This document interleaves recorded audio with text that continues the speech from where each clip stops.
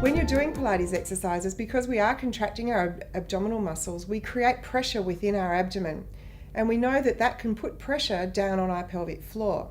So often Pilates is talked about as being great for your pelvic floor, but it's only good if you use your pelvic floor well when you're doing your Pilates exercises.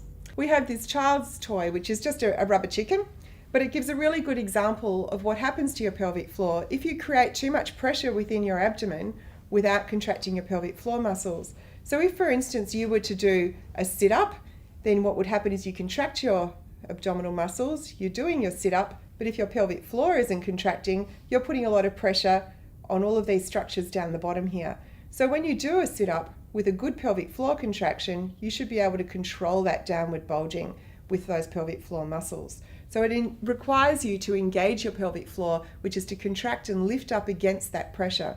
The first exercise that we're going to do is lying on your back, feet on the floor, and it's called bridging.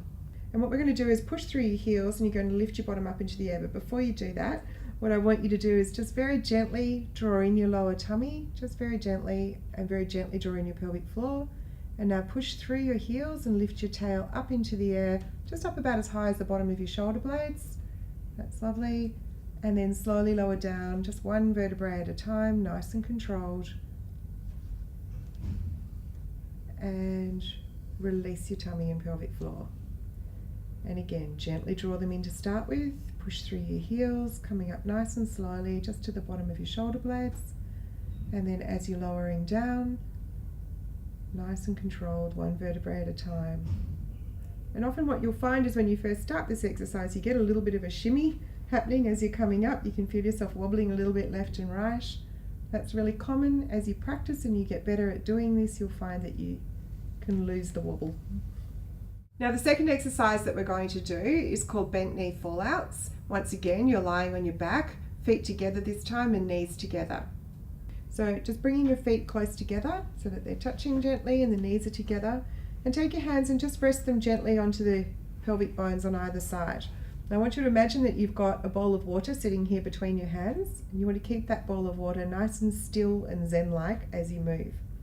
So what we're going to do is we're going to initially take one knee out to the side, bring it back in, and then the other knee out to the side and bring it back in.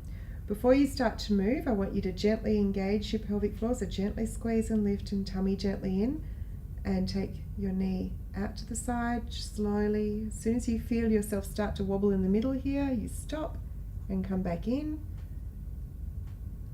Let your pelvic floor release and tummy relax, and then gently engage again and take your other knee out to the side.